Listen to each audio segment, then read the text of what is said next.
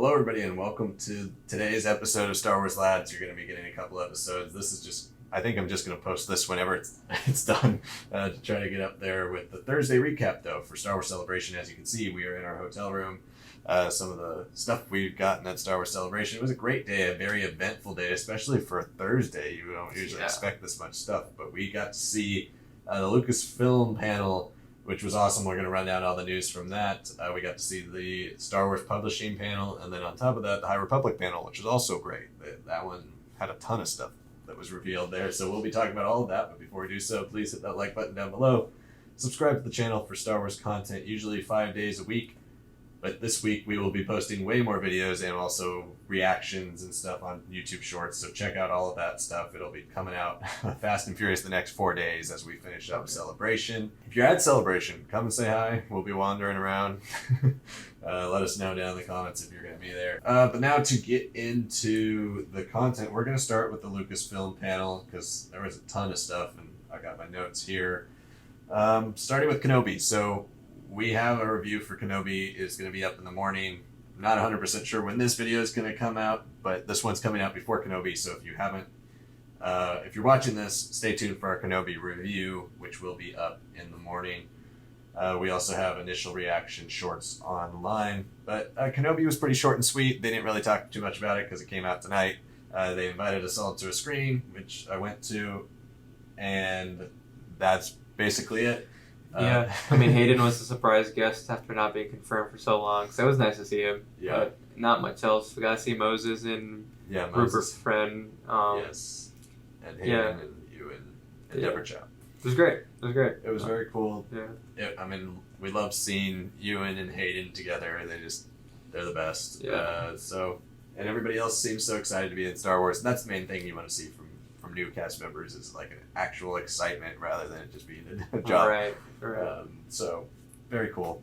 But definitely the show mainly kicks off with Andor. Yeah. And you will probably seen a trailer for it. We didn't get to do a trailer reaction because we were at Celebration all day, but this is kind of our reaction to it. Yeah. So we'll start with the panel, I guess, because panel was really cool. They had Diego Luna there. They also had Tony Gilroy, who's a renowned filmmaker and also helped on Rogue One. They also revealed that it's going to be 2 seasons, which we knew. Well, we didn't know how many seasons. We knew it was going to be more than 1. Yeah. They revealed it's going to be 2 12-episode seasons. The first season sounds like it's going to cover the first year of casting Andor, about 5 years before Rogue One, which is 5 BBY. And then the second season is going to take us from 5 BBY all the way to our first scene with him in Rogue One. It's like, I think it's like 5 to 4 and then 4 to 0. Like, they're not very clear about it, but we just know it's 1 year for that first season. Then afterward, it's the remaining years until, as Tony Gilroy kind of spoiled it himself, like right as we first finally see him at the beginning of Rogue One. Yeah.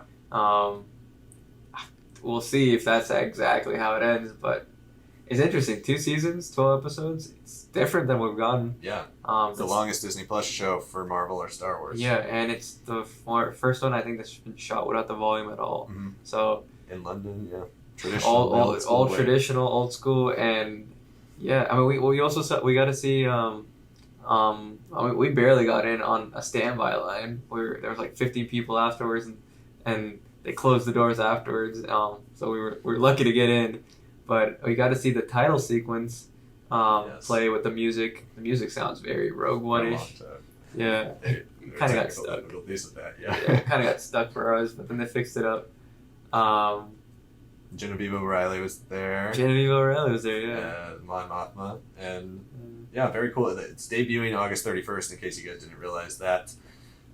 First 2 episodes as well. It sounds like that might be starting to be a thing on Disney Plus. Yeah, it would be cool. I know Amazon usually does 3 for their first part of their season, so maybe Disney Plus is trying to capitalize on that. I think it's a good idea, especially when you have this much content coming out. Like Obi-Wan's going to end, and immediately Ms. Marvel starts. And August 31st, we just got She-Hulk trailer that's supposed to start at the beginning of August, so there's going to be a lot of Star Wars and Marvel stuff coming back and forth. It would make sense they would want to speed that up. Another piece of news that they announced was Stellan Skarsgård. He's playing a rebel leader named Luthen Rael. Luthen Rael, yeah. We saw him in the trailer, and we saw some pictures. He looks very cool, kind of Saw Gerrera-esque. Definitely kind of an extremist. He kind of feels like who was the rebel leader in Rogue One that orders the bombing of... Oh, Draven. Yeah, he feels like Draven, but like times 11, right? Instead of like he feels like very much like he has like the energy of like kind of Colin Farrell and as Penguin in the Batman mixed in with Draven, huh? Harkonnen, yeah. After seeing him in that, like I feel like he'd play this character really well. He's gonna bring a lot of like darkness internally to this rebels that presumably at this time have already discarded their connection from the partisans in Saw Gerrera.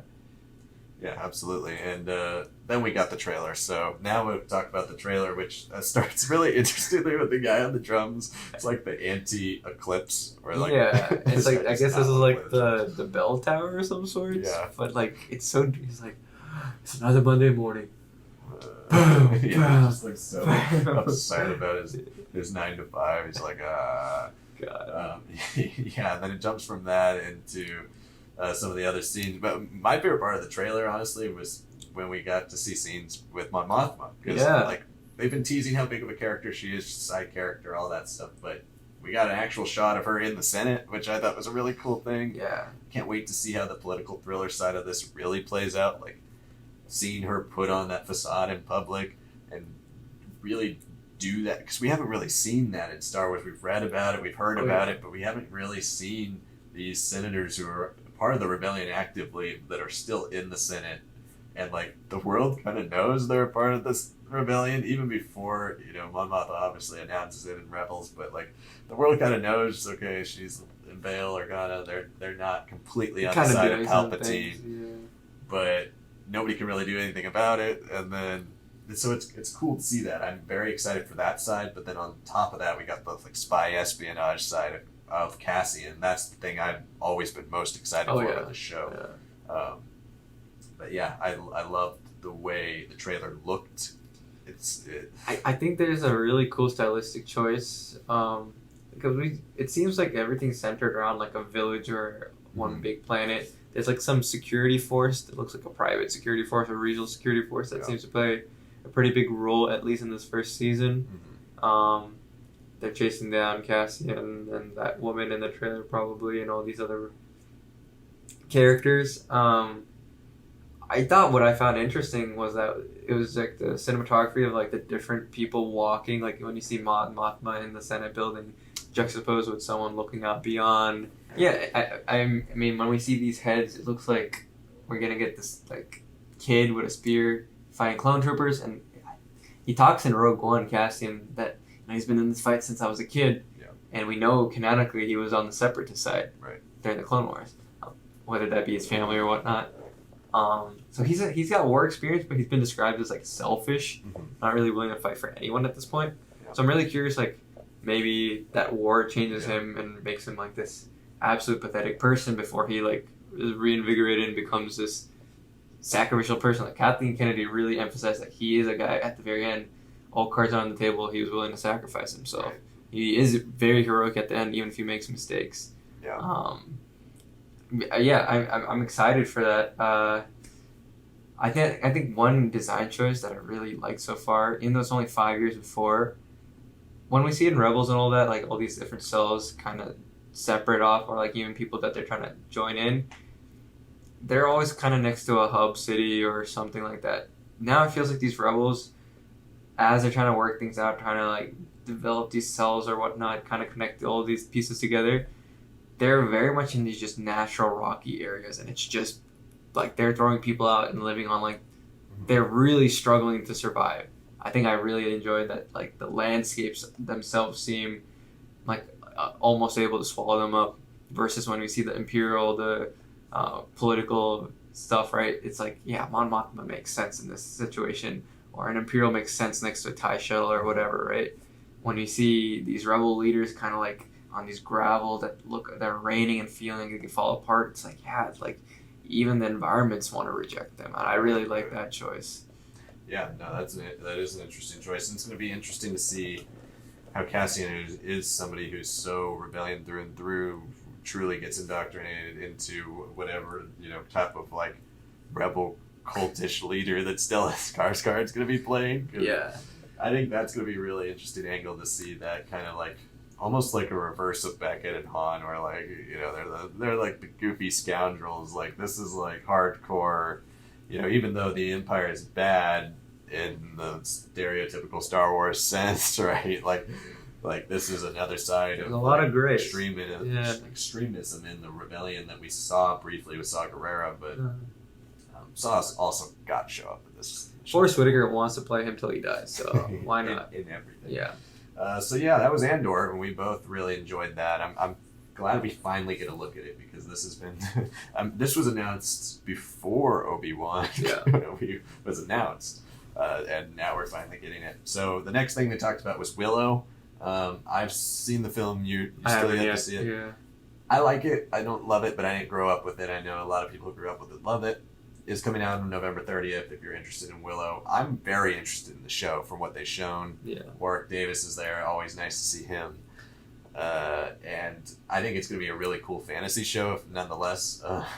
But yeah, I mean, I love the cast. The girl who's in Captain America and the Winter Falcon and the Winter Soldier. Yeah, and Solo. And Solo, she's in there. Okay, so now next after Willow is Mandalorian season 3 / Ahsoka. We got an update. Ahsoka is coming out 2023. We already all knew that, but they confirmed it again. Mandalorian season 3 also 2023.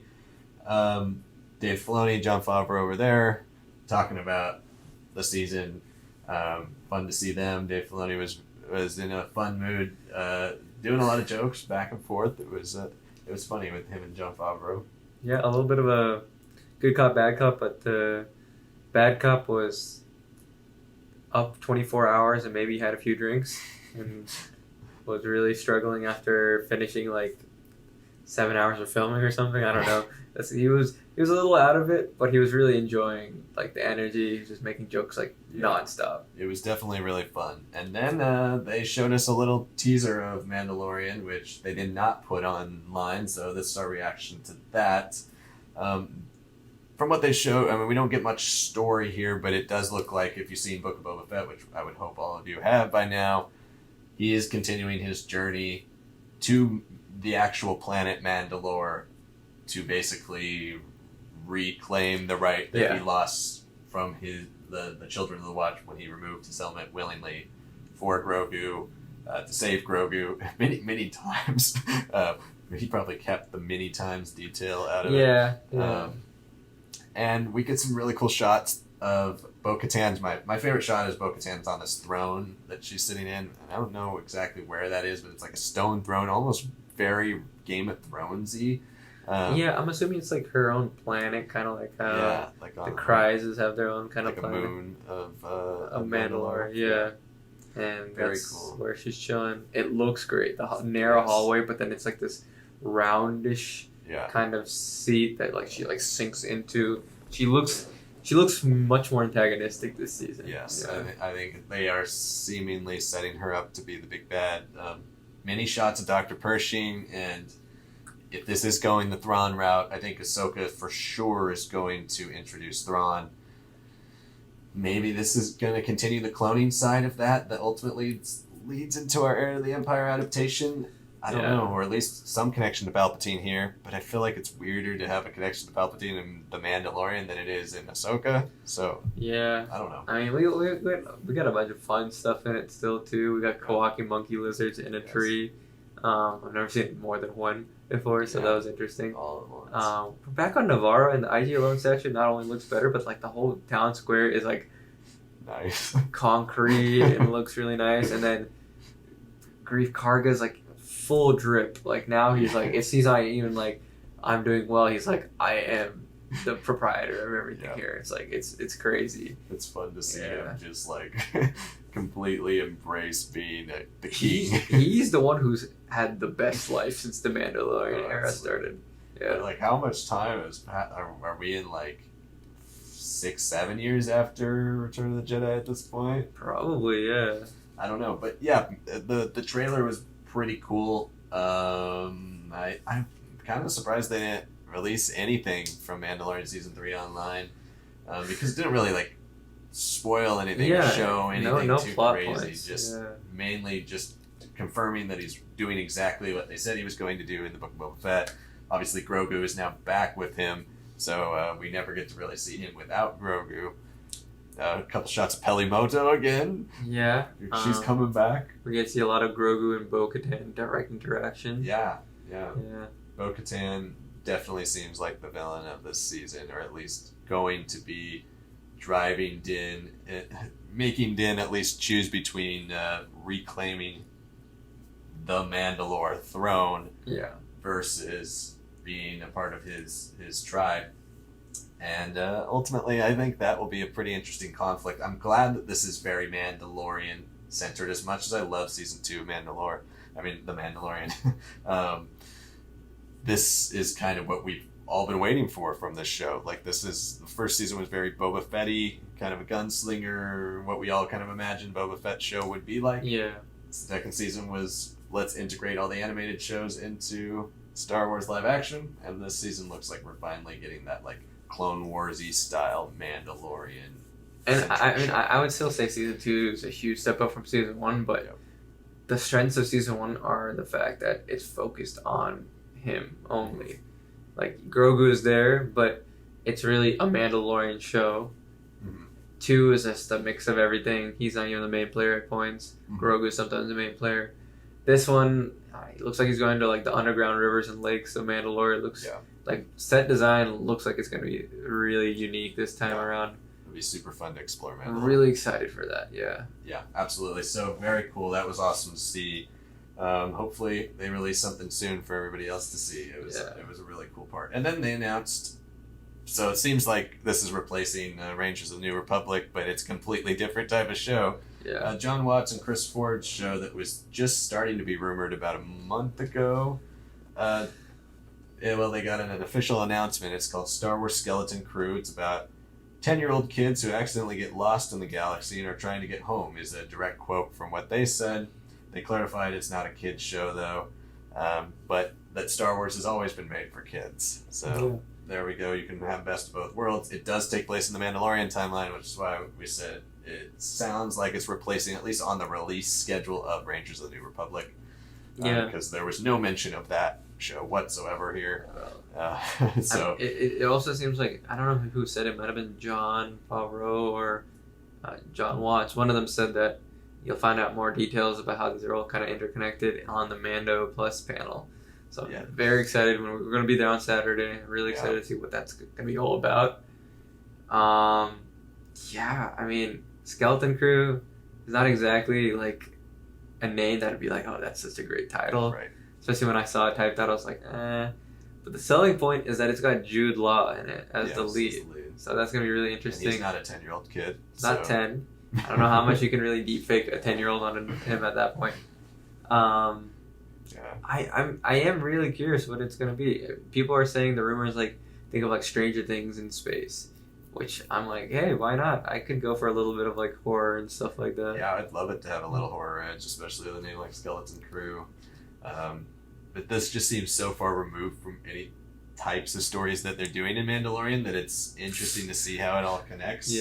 Also confirmed for 2023, so next year will be the year of Mandalorian era Star Wars shows, like 5 ABY and later Star Wars shows. So that should be cool. I'm excited for it, but it's hard to really get excited for something without seeing any real cast besides Jude Law, any promotional art at all, or really anything about it. I mean, they're in the only thing we pre-production. know about it is a very brief plot summary that was given by the writer and director, not even like an official synopsis. So it's definitely early and will probably come out, I would guess, in like that Mandalorian season 1 and 2 time slot next year, probably October, November 2023, with Ahsoka probably being in the middle of the year and Mandalorian being right at the beginning. So that was awesome. Then right after that, they celebrated John Williams' 90th birthday with a little bit of a live concert. We got the first ever performance of the Obi-Wan theme that is now a part of the show.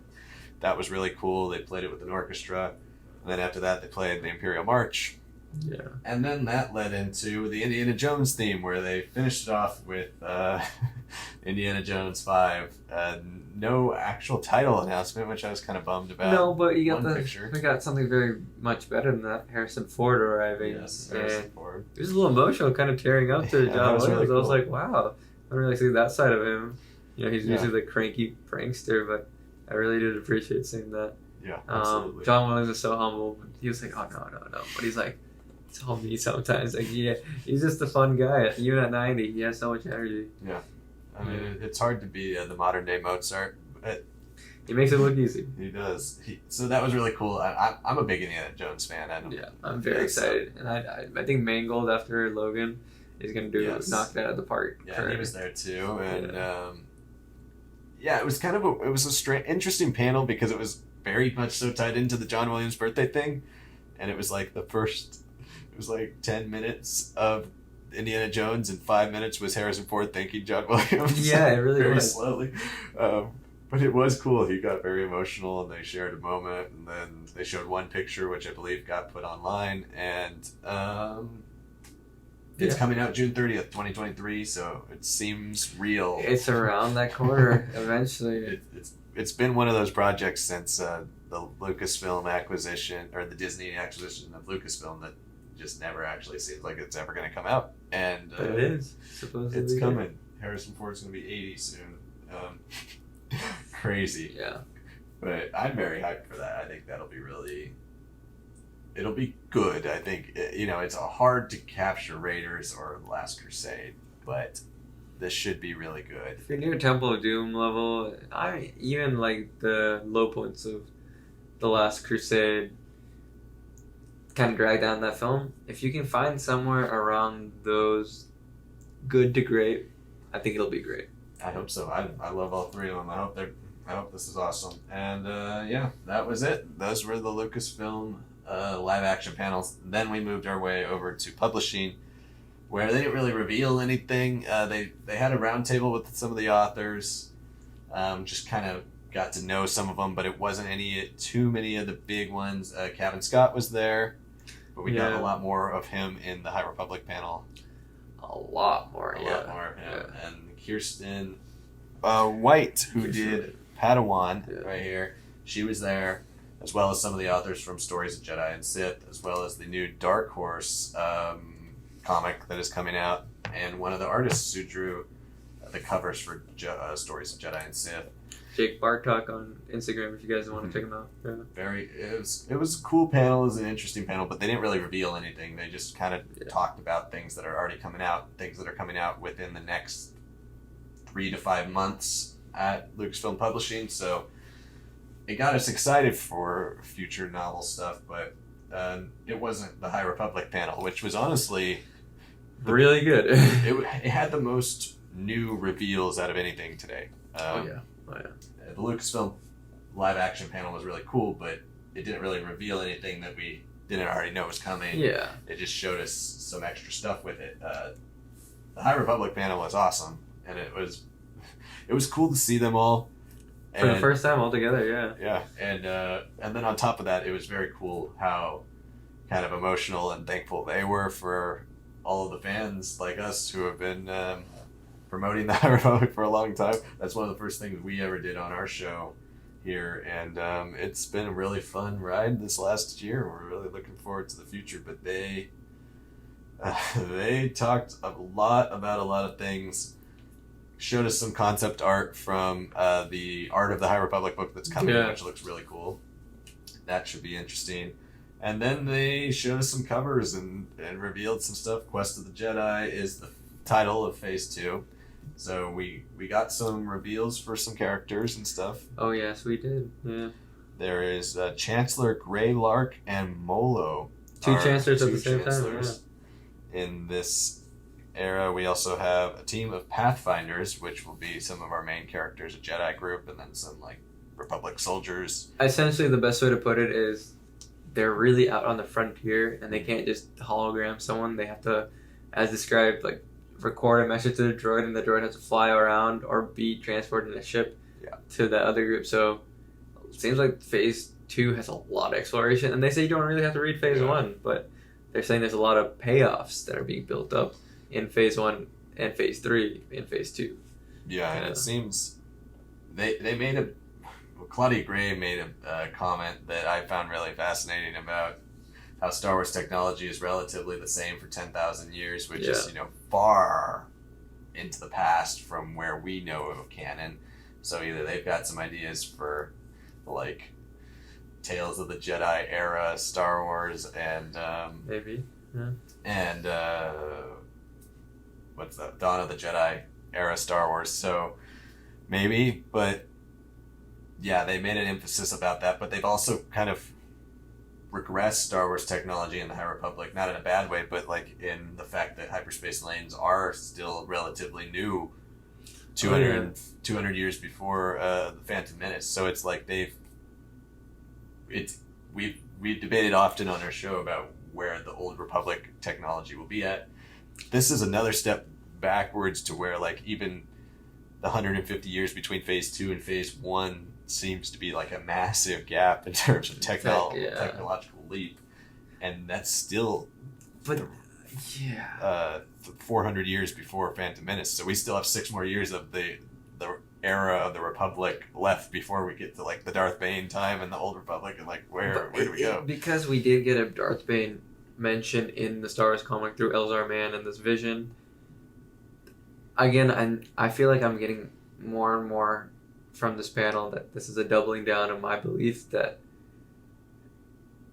we're going to have all the things that happened in the Old Republic and Darth Bane, and after Darth Bane or whatever, the whole galaxy is just so destroyed that we have to rebuild and relearn, and things will never be found completely. But, you know, that's where we're coming from, this extreme Dark Ages to like a period of enlightenment.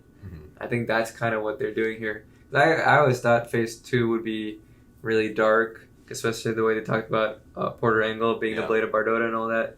And it seems like that those elements will be there, but there's also going to be plenty of elements. And I mean plenty of just, this is the new frontier, and we're all excited, and the Jedi Republic are really intertwined and working well together, not just because they have to, but because they want to. Yeah, really excited for it. Yeah, me too. And yeah, that's going to be interesting to see how Bane ultimately is tied into this. They also reiterated that Acolyte is a High Republic show, which will be coming out, I believe, next year as well. So 4 Star Wars shows next year. A lot. They announced some couple new Jedi, Mathea Cathley and Olivia Zeveron. We don't really know anything about them. They didn't tell us. They also said that one's a knight, one's a Padawan, but they're not each other's master and apprentice. So we got that. We also got Arkoff and ZZ10. Some cool art. I mean, they're from Edge of Balance, but it's nice to see that they're going to play a role in Phase 2. So. And then we got, which was one of the highlights of the panel for almost everybody, the Dinkrax, drawn by Daniel Jose Older. He said they're going to be a group of Force-sensitive bad guys. But they're really bad at using the Force. But they're really bad at using the Force. His art, I'll throw the picture up. His art is hilarious. It's hilarious, yeah. Definitely looking forward to that. And then we got Marta Rowe, who we've seen in Eye of the Storm. Okay, so then we moved into seemingly our main villains of Phase 2, which is a group of, like, culty Force users called the Path of the Open Hand. The main one is the Mother, and then there's also a Nautolan named the Herald. So they don't have names. They are a Nautolan with chopped off tendrils, and according to Justina Ireland, is very much like Kanye. We also got a cover for Path of Deceit, which Michael Siglain said is one of the best novels they've ever written. Period. Yeah. In general. So, and then we got a cover for Convergence by Zoraida Cordova. Looks pretty cool. It is not the final cover art, but it was a cover. I love this cover, so I think it should be really cool. I feel like just tweak it up. It looks great, Quest for the Hidden City is the next junior novel coming from George Mann. Looks pretty cool. High Republic Adventures is coming to Dark Horse, and that is going to be written by George Mann. The first issue is called The Nameless Terror. And, I mean, we know what the Nameless are, right? And, I'm very curious if they're gonna be the first to discover it, but also be destroyed or something by them. Yep. And Kevin Scott and Ario Anandito are teaming up again for the High Republic Phase 2 book for Marvel. And it's just called The High Republic, so it'll be High Republic Volume 2. Interestingly enough, though, the Jedi that's on there, who has kind of like the face markings, looks like that concept art of like High Republic Phase 1 of the guy kind of holding floating his lightsaber in his hand. It looks like that Jedi. Like they finally repurposed the design for it. Yeah. Well, the looks pretty sick. I like the cover. The villain they teased in the background, but they said you'll have to wait and see.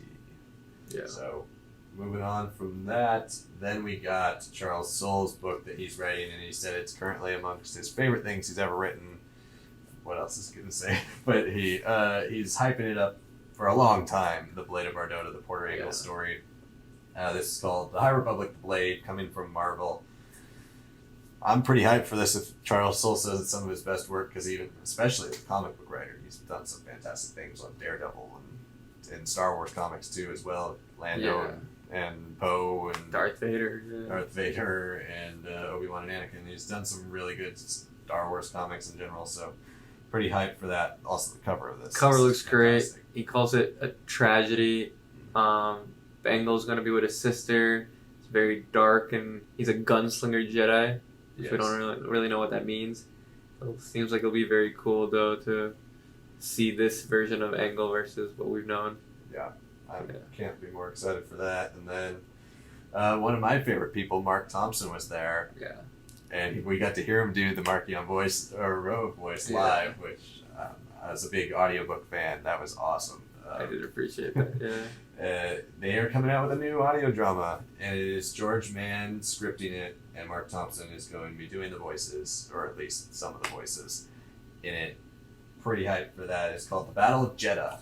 So Jeddah's going to be back in a big way in Phase 2. Yeah, that gets me hyped. It feels like that statue that's fallen over in Rogue One might have something to do with this battle. Yeah. I cannot wait for this. And January 3rd for that as well, so... Seems like Phase 2 doesn't really have waves, or at least they haven't really acted like they do, because the first book was announced to come out in October, late October. So if we're still getting stuff October, November, December, January, it doesn't really seem like there's as much of like an emphasis on spreading it out. And also here today, they were already talking about Phase 3, and they even mentioned Phase 4. Did they say Phase 4? I don't think they said anything about Phase 4, but they're open to it. Yeah. So...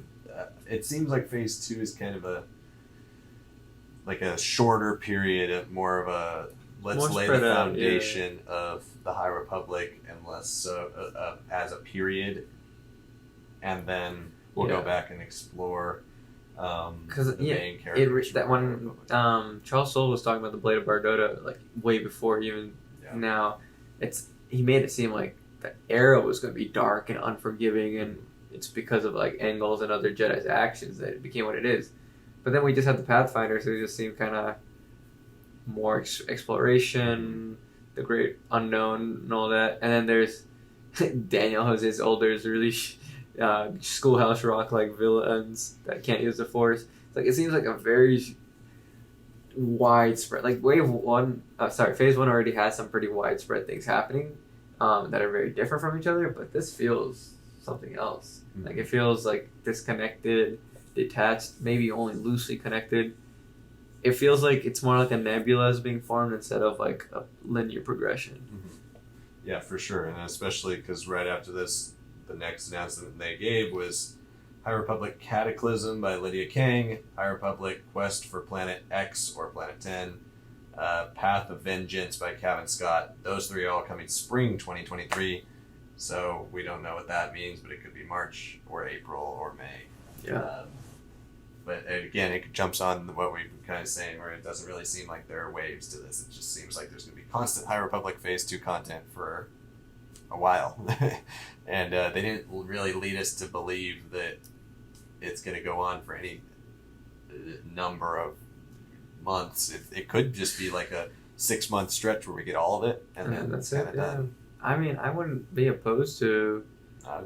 It feels like, especially going back, they did say it's like very much how Star Wars went from originals to prequels to sequels, but the prequel movies had things to do with Anakin and just the evolution of that character. There's only so much about these characters, as much as we love them, that we don't need to go back 150 something years to know about them. Like, if we can put threads for things that they really said, like, we really want to get to these characters like Nan and all these other characters that were small but grew a lot in Phase 1, became bigger. It's like they really want to get back to them as quickly as possible, but they want to lay these like, historic things that are going to affect and shape the story and combine with the events of Phase 1. Yes. Yeah. And we also got to see the Nameless for the first time, though. We did. That was the last thing they talked about, where they gave us a first official concept art for the Nameless, which we did get to see in some of the comics. But this was the first official concept art for the Nameless and the Leveler. Yeah. So we got to see the Leveler. Yeah. Yes, So the one that controls them all. It devours these Jedi that are so powerful. But yeah, and then it was a great panel. A lot of excitement. There was a cool little game right before of guessing different names and showing off costumes, planets. It was packed. There's a lot of High Republic love out there. Like, it was huge, and it wasn't like there was like a huge chunk missing. It was like the whole stage was like as filled up as the morning studio panel was. Yeah. It was great. And that was our Thursday, pretty much. We obviously watched Obi-Wan, so check out our review for Obi-Wan coming out later today. And yes, the poster for the High Republic, very cool to get that. Yeah. So, but yeah, that was our Thursday. Friday is definitely a more low-key day in terms of news and stuff. We might have an update video. It might just be kind of shorts or just a quick reaction video outside of the convention center. We will be at Star Wars, Disney Night, whatever it's called, Disney After Dark, Star Wars. We'll be there most of the night, so if you're going to that, let us know. But yeah, we'll be kind of putzing around Celebration tomorrow. Nothing too big to do, but I do want to check out the 20th anniversary Attack of the Clones panel. And that's pretty much it for Friday, but Saturday we'll be back with another one of these types of videos because there's a lot to talk about on Saturday. There's, I believe, Marvel and Del Rey are doing panels as well as the Mandalorian panel, so there will be quite a bit. There will be a lot of excitement. Yeah, this was a packed Thursday. Very packed Thursday. And then Bad Batch, if we can see that one, it'll definitely be a lower quality one of these because we're going to have to leave our hotel. So we'll give you some type of update if we can get on Bad Batch because we, of course, want to talk about that. But that's it for this video. Thank you all so much for watching. If you haven't yet, please like the video down below, subscribe to the channel, comment below, let us know what you thought of what we talked about here. If you weren't at Celebration, hopefully we gave you guys a good recap. If you were and you saw a lot of the stuff, let us know what excited you the most and what you're most excited to see moving forward. Thank you all so much for watching. We'll see you next time.